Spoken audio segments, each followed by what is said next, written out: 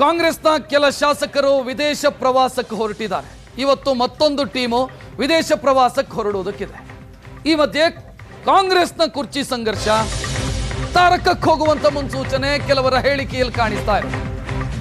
ಡಿ.ಕೆ. ಶಿವಕುಮಾರ್ ಆಪ್ತ ವಲಯದ ಶಾಸಕರು ಮಾತನಾಡ್ತಾ ಇದ್ದಾರೆ. ಹೈಕಮಾಂಡ್ ಮಧ್ಯಪ್ರವೇಶ ಮಾಡದೇ ಇದ್ರೆ ಡ್ಯಾಮೇಜ್ ಆಗುತ್ತೆ ಅಂತ ಮಂಡ್ಯ MLA ಗಣಿಗ ರವಿಕುಮಾರ್ ಮಾತನಾಡಿದ್ದಾರೆ.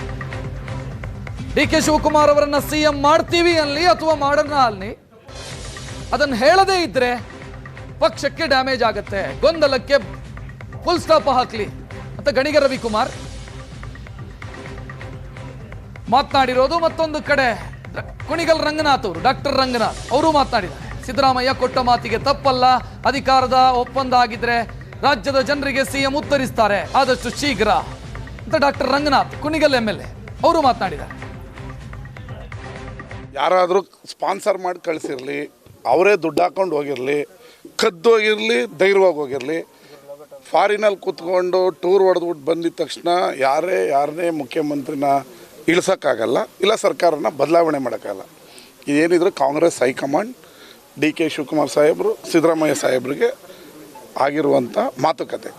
ಅದರಲ್ಲಿ ರವಿಕುಮಾರ್ 50 ಜನ ಕರ್ಕೊಂಡು ಹೋಗಿದ ತಕ್ಷಣ ಸರ್ಕಾರ ಚೇಂಜ್ ಮಾಡಿ ಮುಖ್ಯಮಂತ್ರಿ ಚೇಂಜ್ ಮಾಡೋಕ್ಕಾಗಲ್ಲ.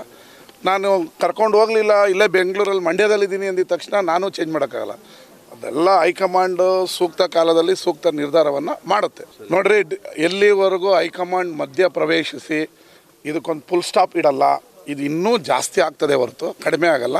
ನಿಷ್ಠಾವಂತ ಕಾಂಗ್ರೆಸ್ ಶಾಸಕರಿಗೆ ಇದು ಭಾಳ ನೋವಾಗುತ್ತೆ. ಸುಮ್ಮನೆ ಇದು ಟೈಮ್ ಪಾಸ್ ಥರ ನಡೆಸ್ಕೊಂಡ್ರೆ ಇದಾಗಲ್ಲ. ಒಂದು ನಿರ್ಧಾರ ಮಾಡಬೇಕು. ಮೊದಲಿಂದಲೂ ಹೇಳ್ತಾ ಬಂದಿದ್ದೇನೆ, ನಮ್ಮ ಮಾನ್ಯ ಮುಖ್ಯಮಂತ್ರಿಗಳು ಇವತ್ತು ಶೇಕಡವಾರು 50-60 ವರ್ಷದ ಇತಿಹಾಸದಲ್ಲಿ ಯಾವತ್ತೂ ಅವರು ಮಾತು ಕೊಟ್ಟಂತೆ ತಪ್ಪಿಲ್ಲ ಅಂತ ನಾನು ಮೊದಲಿಂದಲೂ ಹೇಳ್ತಾ ಇದ್ದೀನಿ, ಈಗಲೂ ಅದೇ ಹೇಳ್ತೀನಿ. ಒಪ್ಪಂದ ಆಗಿದ್ದು ಮಾತಿದ್ರೆ 100% ಸಿದ್ದರಾಮಯ್ಯ ಸಾಹೇಬ್ರೆ ಇವತ್ತು ಕರ್ನಾಟಕ ಜನತೆಗೆ ಹೇಳ್ತಾರೆ ಅಂತ ನಾನು ಭಾವಿಸ್ತೇನೆ. ನಾನು ಅಫ್ಕೋರ್ಸ್ ಅದರ ನಿರೀಕ್ಷೆಯಲ್ಲೇ ಎಲ್ಲ ನಮ್ಮ ಕಾರ್ಯಕರ್ತರುಗಳು ಇದ್ದಾರೆ, ಅದೇ ನಿರೀಕ್ಷೆಯಲ್ಲಿ ಎಲ್ಲ ಜನತೆಯೂ ಇದೆ.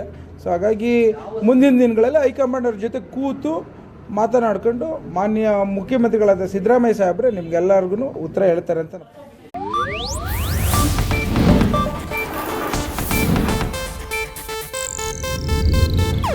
ಇದು ಏಷ್ಯಾನೆಟ್ ನ್ಯೂಸ್ ನೆಟ್ವರ್ಕ್ ಪ್ರಸ್ತುತಿ.